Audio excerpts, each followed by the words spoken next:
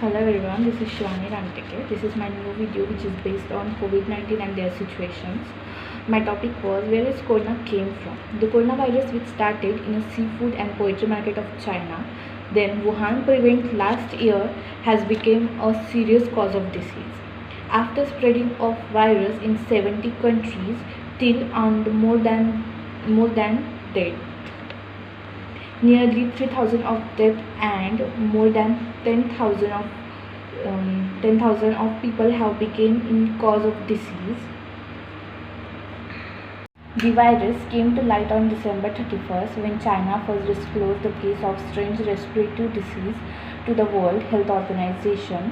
The World Health Organization report of those cases from the city of Wuhan. Wuhan started drawing and global attention in all over the world. As we see in our history of diseases, every 100 years later, the epidemic diseases came to create a pandemic situation in all over the world. Most of the people know about that. In year 1720 was came by plague. In 1820 was Heza, also called as the first cholera. In year 1920 was Spanish flu, and year 2020 was COVID-19. You can different between in every year, that was difference of only 100 year. As we see, हमारे इतिहास पे अगर हम नज़र दौड़ाएं तो हमें पता चलेगा कि हर 100 साल बाद एक नई महामारी का जन्म हुआ है। इन महामारियों की पीछे कुछ न कुछ वैज्ञानिकों का तर्क रहा है। इस महामारियों के पीछे हमारा साइंस भी कहीं ना कहीं जिम्मेदार हो सकता है। साल 1720, 1820 और 1920 में फैली महामारी के बाद आज 2020 में भी कोरोना वायरस ने तबाही मचाई है। महामारी के फैलने के संयोग समझे हम यह पैटर्न, पर ये सही है कि हर 100 साल बाद कोई ना कोई नई जानलेवा बीमारी का जन्म हुआ है। सन 1720 में आया था प्लेग, जिसकी वजह से विश्व भर में लाखों लोगों की जानें गई थी। इजिप्ट इस बीमारी का खास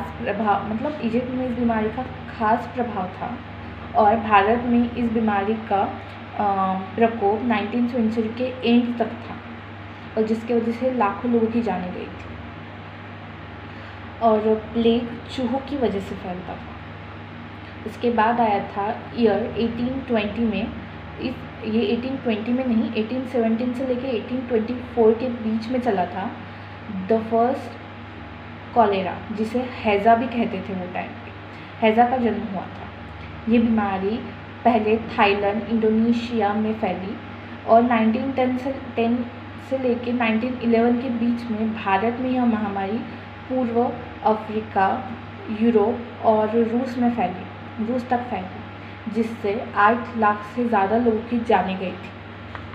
इस बीमारी की वजह से लोगों को दस्त और उल्टियाँ होती थी, जिसकी वजह से उनके शरीर में का पूरा पानी सूख जाता था और साफ़ पानी ना मिलने की वजह से मरीज़ की मौत हो जाती थी।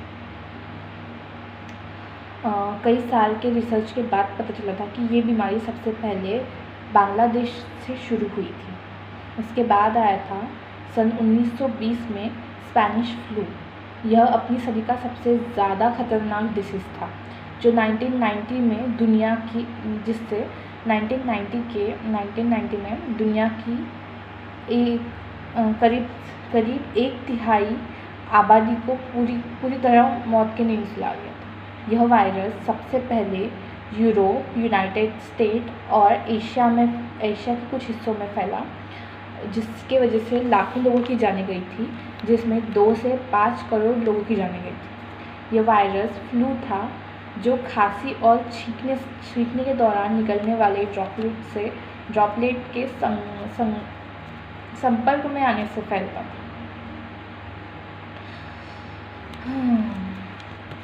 और यह अकेले भारत में इसकी वजह से 2 करोड़ लोगों की जानें गई थी।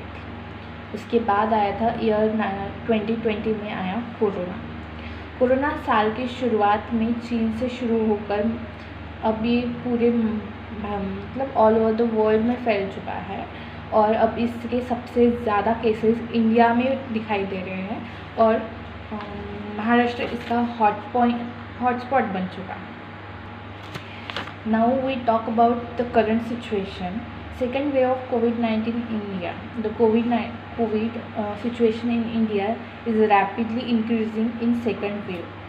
Hospitals are running out of bed, medical facilities, and staff are overworked. The fear of food, insecurity, job loss, uncertain future, and problem of migration. India records 2.34 lakh new COVID cases and 1.34 lakh deaths, and total cases loaded by 1.45 crore. In every 24 hours, the thousand of new cases are found, and transmission of virus much faster this time. People, the age category of 35 to 55 are most affected by the virus, and 30% of our admission cases are age group of 12 to 30 year, which was younger group, where the first wave of COVID-19 is mostly affecting the above of 16, which was old age people. The second wave of COVID-19 is very similar to first wave, and nowadays the most common symptoms of COVID-19 was fever, cough, loss of smell, difficulty in breathing, shivering, headache, joint pain, confusion, dizziness, and diarrhea. And air is the most mediator to transmit a COVID-19.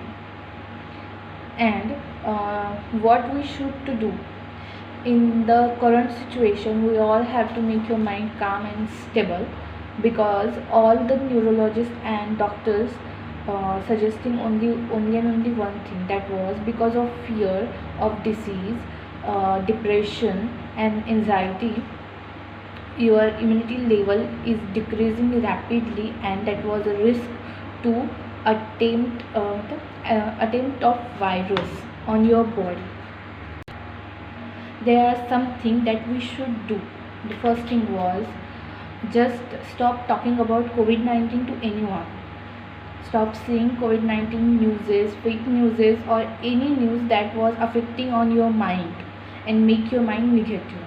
The second one was, do some activities at home, like hearing motivational speeches, positive thoughts, comedy shows, or other things that entertain you. Do yoga, and all these things make your mind positive and healthy. Be aware from fake news which is showing on TV or our social networking site. हम जितना positive इस situation में हम जितना positive सोचेंगे उतना ही हम positive feel करेंगे. इसलिए हमें जितना हो सके उतना पॉजिटिव सोचना है और फेक न्यूज़, फेक रूमर्स से दूर रहने की ज़रूरत है. जितना हम हेल्दी सोचते हैं उतना ही हम हेल्दी फील भी करते हैं. सबने ये बात सुनी ही होगी कि हम दूसरों से तब तक नहीं जीत सकते जब तक हम खुद से और खुद के दिमाग से नहीं जीत लेते. ये बात इसलिए कही गई है क्योंकि हमारा दिमाग सबसे ज़्यादा पावरफुल है. उसी तरह मनोवैज्ञानिकों ने ये भी कहा है कि अगर हम अपने मन में किसी बीमारी को लेकर डर और शंका हो तो हमारा दिमाग उस बीमारी के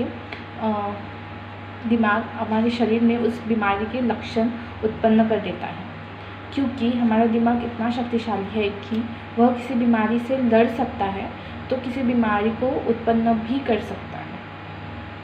So, protect yourself from negative messages and fake news.